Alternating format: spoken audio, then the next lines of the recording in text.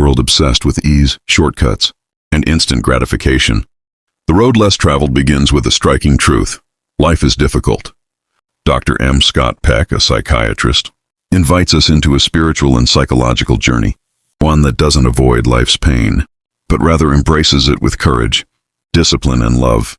This isn't a self-help manual of tricks. It's a spiritual awakening, structured in 4 parts: discipline, love, growth, and religion and grace. Let's walk together, chapter by chapter, down the road less traveled. Part 1. Discipline, the road of responsibility. Central lesson: discipline is the foundation of growth. Without it, we remain stuck in emotional infancy. Peck introduces the greatest truth of all personal development. Life is full of problems, and mental health begins with the willingness to face them. But facing problems requires discipline, something many resist. He identifies 4 tools of discipline that help us navigate life effectively.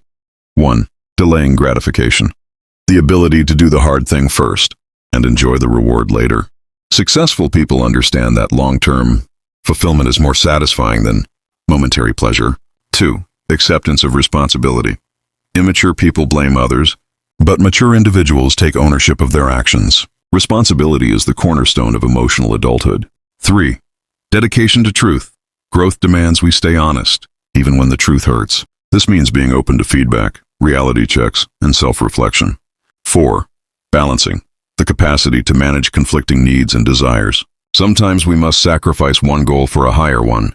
Peck warns that parents in society often fail to teach discipline, leading to individuals who seek to avoid pain at all costs. Yet pain is essential, not a curse. Those who grow learn to see discomfort not as an enemy but as a teacher.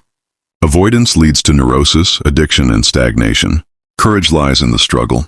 Discipline is the means by which we experience the pain of problems in such a way as to learn and grow. Part 2. Love, the will to extend oneself. Central lesson: love is not a feeling. It is the will to extend oneself for the purpose of nurturing another's growth. This section explores what love really is and what it's not. We often mistake love for romantic infatuation, dependency, or desire. But Peck redefines love as an act of will. It's not about how you feel, it's about what you do. Love requires effort, attention, courage, and personal sacrifice. It's about helping another person become their fullest self. That means sometimes being honest, even when it's hard, setting boundaries, giving space, or walking away when needed. Real love is disciplined. It doesn't cling or control. Peck explains that dependency is not love. When we rely on others to complete us or make us feel whole, we're avoiding the hard work of growth. True love demands freedom, autonomy, and responsibility from both individuals. He further describes love as a spiritual journey. It pushes us beyond our ego. To love is to risk, to invest energy, to pay attention. Peck introduces the idea that self-love is foundational. We cannot truly love others if we do not accept and nurture ourselves. A powerful example he shares is of parenting. Real parental love isn't about making children happy in the moment. It's about guiding them, disciplining them, sometimes making unpopular decisions, all for their future well-being. Love is the will to extend oneself for the purpose of nurturing one's own or another's spiritual growth. Part 3. Growth and religion. The spiritual evolution. Central lesson: psychological and spiritual growth are inseparable. To grow spiritually is to evolve as a human being. Here Peck bridges psychology and spirituality. Many people assume they are separate, but he argues they are deeply connected. True mental health involves spiritual maturity, and vice versa. He explores how people outgrow childhood religious beliefs. Just as we grow physically and intellectually, our understanding of spirituality must evolve. Some people cling to rigid, outdated beliefs out of fear. Others rebel completely, abandoning all faith. Peck offers a third way, a mature spirituality that is both scientific and sacred, curious and reverent. This growth often begins in pain. When people hit rock bottom, they ask spiritual questions. Why am I here? What is my purpose? Is there more than this? He introduces the idea of legitimate religion, not defined by dogma or labels, but by how it supports growth, love, and truth. Even atheists have belief systems, Peck argues.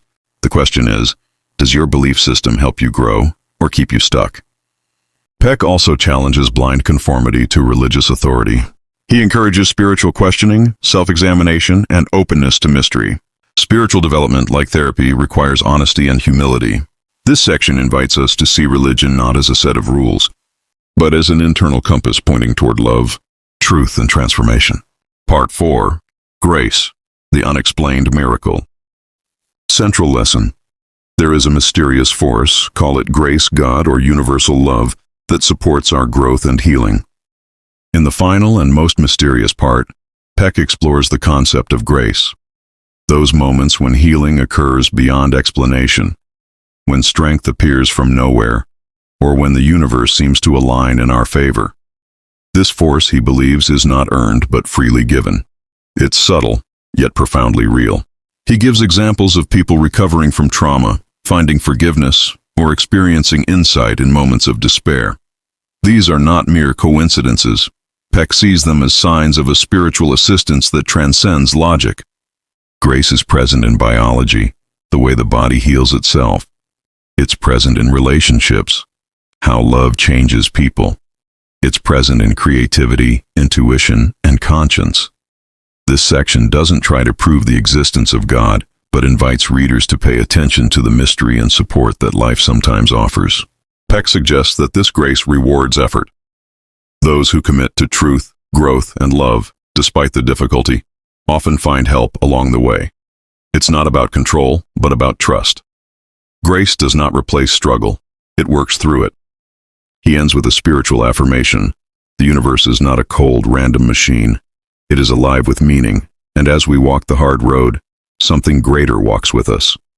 The truth is that our finest moments are most likely to occur when we are feeling deeply uncomfortable. For it is only in such moments that we are likely to step out of our ruts and start searching for different ways. Final conclusion.